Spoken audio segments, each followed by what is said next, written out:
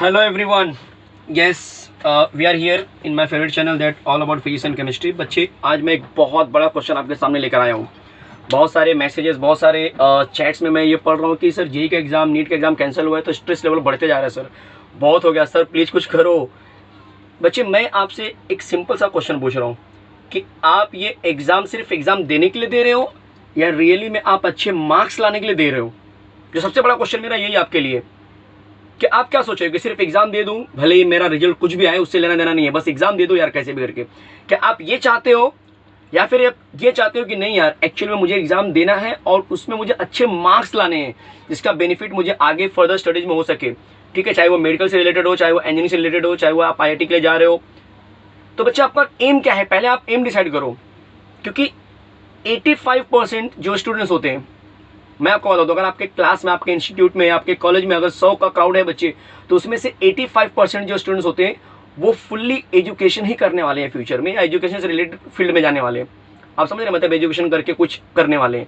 और 15% होते हैं जो जनरली भले ही वो एजुकेशन लेते हैं लेकिन उनका जो फील्ड होता है वो उस पर्टिकुलर टॉपिक से नहीं होगा, या उस पर्टिकुलर बोल सकते हो कि चीज़ों से नहीं होता है। जैसे एग्जाम्पल के लिए मैं बोलूँ कि अगर किसी बच्चे ने एंट्रेंस क्लियर किया और वो इंजीनियरिंग कर रहा है तो कॉमन सी बात है कि वो आगे जाने के बाद वो इंजीनियरिंग से रिलेटेड फील्ड में ही कुछ करेगा। मे बी वो सॉफ्टवेयर इंजीनियर बनेगा, ठीक है, किसी प्रोजेक्ट का हेड बनेगा, तो रिलेटेड टू दैट। बट 15% जो क्राउड होता है वो ऐसा भी हो सकता है कि अगर उसने इंजीनियरिंग की हुई है तो इसका मतलब नहीं कि वो इंजीनियर ही बनेगा। बच्चा ऐसा भी हो सकता है कि वो घर का कोई बिजनेस संभाल रहा हो, ठीक है, या घर का कोई शॉप हो, ज्वेलरी का शॉप हो, या कोई पर्टिकुलर बड़ा शोरूम हो जिसका वो बोलते हैं ना घर का जो बिजनेस बोल सकते हैं ऑन एन एवरेज, ठीक है, उसमें वो अपना जो किस्मत आजमा रहा है। लेकिन जो 85% क्राउड है बच्चे, वो पूरी तरह से वही करने वाले हैं जो वो 12th में कर रहे हैं, जो वो 12th में डिसाइड करेंगे कि भाई मुझे 12th में मैं एंट्रेंस में क्या लेके आ रहा हूँ, कैसे मार्क्स मुझे मिल रहे हैं, और उसके बेस पे वो डिसाइड करने वाले कि आगे मुझे क्या करना है, इंजीनियरिंग करना है कि मेडिकल करना है। बच्चे अगर ये 2 स्ट्रीम आपने सेलेक्ट किया हुआ है, किसी बच्चे ने इंजीनियरिंग लिया हुआ है, किसी बच्चे ने मेडिकल लिया हुआ है, आपके पास ये स्पेसिफिक अगर स्ट्रीम है, तो फिर माइंड में ये डाउट क्यों आ रहा है कि सर एग्जाम कैंसिल क्यों हो गई? बच्चे एक चीज हमेशा याद रखना, कभी भी आपकी जिंदगी से बढ़कर कोई चीज नहीं है। तो गवर्नमेंट ने जो डिसीजन लिया हुआ है वो स्ट्रेस बढ़ाने के लिए नहीं लिया बच्चे, कि बच्चों का स्ट्रेस बढ़ जाए। गवर्नमेंट ने डिसीजन इसी बेस पे लिया हुआ है कि बच्चों का जो लाइफ है उसके साथ मजाक नहीं होना चाहिए, उसके साथ खिलवाड़ नहीं होना चाहिए। बच्चे आपको पता है सिचुएशन क्या है कोविड-19 की वजह से। मैं तो बोल रहा हूं कि आप इसको पॉजिटिव एटीट्यूड में क्यों नहीं ले रहे हो? एकदम सिंपल सा मैं आपको एग्जांपल दे रहा हूँ, एकदम सिंपल सा आपको मैं पैटर्न समझा रहा हूँ। जिस बच्चे का सब कुछ पढ़ के हो गया है उसको टेंशन क्या है? अगर आपको एग्जाम पोस्टपोन हुई तो उसको टेंशन क्या है? उसका तो सब पढ़ के हो चुका है, तो वो तो सिर्फ रिवाइज करना है।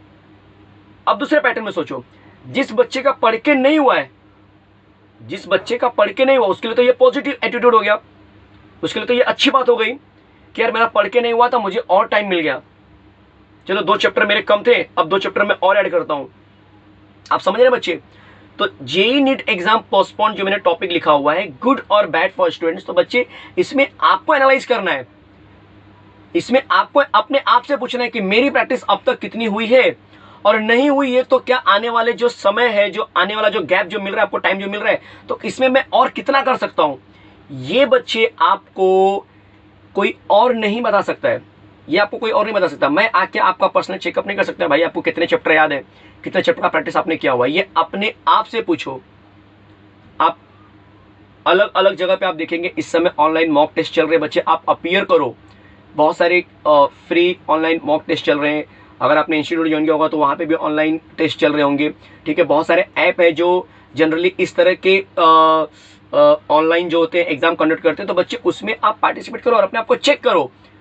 क्योंकि जब तक आप एग्जाम नहीं देंगे आपको पता ही नहीं चलेगा कि आप कितने लेवल में हो। चलो अगर आप ये मान के चलते हो कि नहीं मेरी प्रैक्टिस नहीं हुई है सर, मैं इसलिए बहुत टेंशन में हूं कि एग्जाम खत्म हो जाए जिससे मुझे थोड़ा रिलैक्स मिल जाए, बाकी रिजल्ट का मुझे कुछ प्रॉब्लम नहीं है। बच्चे जब आपको रिजल्ट का प्रॉब्लम ही नहीं है तो फिर स्ट्रेस का आएगा? क्यों स्ट्रेस ले रहे हो भैया? सिर्फ इसलिए क्योंकि एग्जाम होने वाली है? अरे आपकी प्रैक्टिस तो हुई नहीं है ऐसे ही, और आप चाहते हो कि बस एग्जाम खत्म हो जाए ताकि मेरा टेंशन खत्म हो जाए। तो मैं आपसे पूछ रहा हूँ कि टेंशन खत्म हो गया मान के चलो आप, क्योंकि रिजल्ट के बाद आपको जो रिजल्ट आने वाला है, जब रिजल्ट डिक्लेयर होगा तो उसके बाद क्या क्या उसका बोलते हैं रिजल्ट होगा फाइनली, वो आपको भी पता है क्योंकि आपकी तो प्रैक्टिस हुई नहीं थी। तो टेंशन क्यों ले रहे हो? टेंशन तो बच्चे यहाँ पे सवाल ही नहीं उठ रहा टेंशन का, क्योंकि जिन बच्चों का प्रैक्टिस हुआ उनको टाइम मिल गया और पढ़ने का, और जिनका प्रैक्टिस नहीं हुआ था उनको भी टाइम मिल गया पढ़ने का। सही बात है कि नहीं? आ रहा है समझ में? तो बच्चे ये बहुत ही अच्छा सा जो एक बोल सकते हो नोट मैं आपके लिए यहाँ पे छोड़ रहा हूँ कि जिन बच्चों का प्रैक्टिस नहीं हुआ है बच्चे वो प्रैक्टिस करना शुरू करो।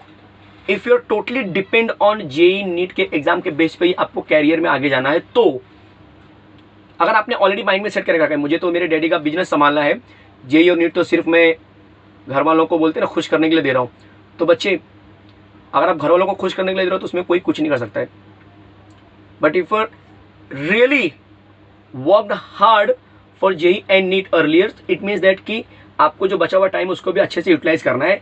वो 1 महीने 1.5 महीने का जो गैप मिल रहा है आपको एक्स्ट्रा, उसको बेकार नहीं करना है, क्योंकि आपने इतने साल तक, आपको पता है जेई और नीट का जो पोर्शन था बच्चे वो 11th और 12th का कॉम्बिनेशन होता है, तो आपने अप्रॉक्सीमेटली 2 साल इसके लिए मेहनत किया हुआ है, तो सिर्फ 2 महीने आप और नहीं झेल सकते हो। और ये आपके लाइफ का सवाल है।